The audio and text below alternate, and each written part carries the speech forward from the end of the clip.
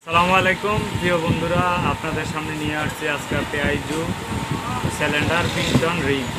তো প্রত্যেকটা গাড়ির সেম ক্যাটাগরি, সেম সিস্টেম, সেমই একই রকম সব কিছু 575 25 টিবিএস পেআইজু সব কিছুরই রিং পিস্টন থাকে, সিলিন্ডার থাকে, অবশ্যই আপনারা অবগত। তো আজকে আমরা দেখানোর চেষ্টা করব যে মোবিল কেন খায়, গাড়ি টানে না, মোবিল কেন খায়, আপনাদেরকে দেখানোর চেষ্টা করব, বোঝানোর চেষ্টা করব। তো এ হচ্ছে আপনার পিস্টন আর হচ্ছে রিং। তো কোন রিংয়ের কী কাজ আমরা একটু করে বলে দেবো। এ হচ্ছে সিলিন্ডার, এ হচ্ছে সিলিন্ডারের ভিতর। এই সিলিন্ডার দাগ কী কারণে পড়ে, কী কারণে এই সিলিন্ডারের ভিতরে দাগ পড়ে, মোবিল খায়, গাড়ি টানে কম, এইসব জিনিস দেখানোর চেষ্টা করব। আপনার এটা হচ্ছে কম অয়েল রিং, এই যে এটা হচ্ছে অয়েল রিং।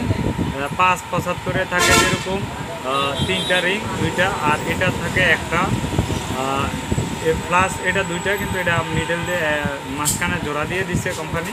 আচ্ছা, যাই হোক, 3টা রিং থাকে, একটা হচ্ছে জালি রিং আর একটা 2টা হচ্ছে আপনার পাতলা অয়েল রিং। তো 3টা মিলাইয়ে অয়েল রিং হয়। আর উপরেরটা হচ্ছে কম্প্রেসার রিং।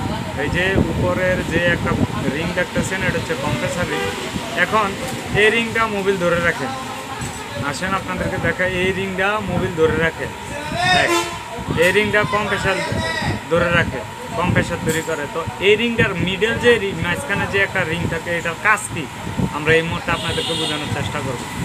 এই কাজটা হচ্ছে অয়েল রিং এবং কি কম্প্রেসার রিং, এই 2টা রিংয়ের সাপোর্ট হচ্ছে এই মাঝখানে যে রিংটা থাকে, এটা অয়েল রিংয়ের সাপোর্টের কাজ করে, কম্প্রেসার রিংয়ের সাপোর্টের কাজ করে। যেমন অয়েল রিংটা যদি দুর্বল হয়ে যায়, এই রিংটা এই নিচের সাইডে অয়েলটারে এই পর্যন্ত উঠতে দেয়, এরপরে আর উঠতে পারে না। কম্প্রেসার রিংটা যখন এটা খেয়ে নষ্ট হয়ে যায়, তখন এই রিংটা আবার সাপোর্ট দেয়। মানে এটা হচ্ছে অয়েল রিং, কম্প্রেসার রিংয়ের সাপোর্ট।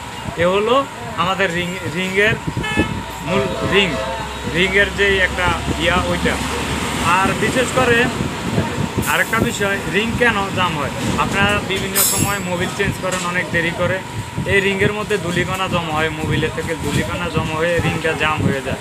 এদিকেও লড়ে না, ওই দিকেও লড়ে না, ঠিক আছে। রিংগুলো থাকতে হবে একবারে ইজিলি স্মুথ থাকতে হবে, তাহলে আপনার কম্প্রেসারও সমস্যা করবে না, মোবিল খাওয়ারও কোনো সম্ভাবনা থাকবে না, এবং কি সিলিন্ডারের ভিতরে কোনো দাগ করার সম্ভাবনাও থাকবে না।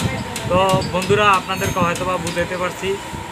আশা করি সবাই টাইম টু টাইম মোবিল, কলম ফিল্টার, মোবিল ফিল্টার চেঞ্জ করবেন।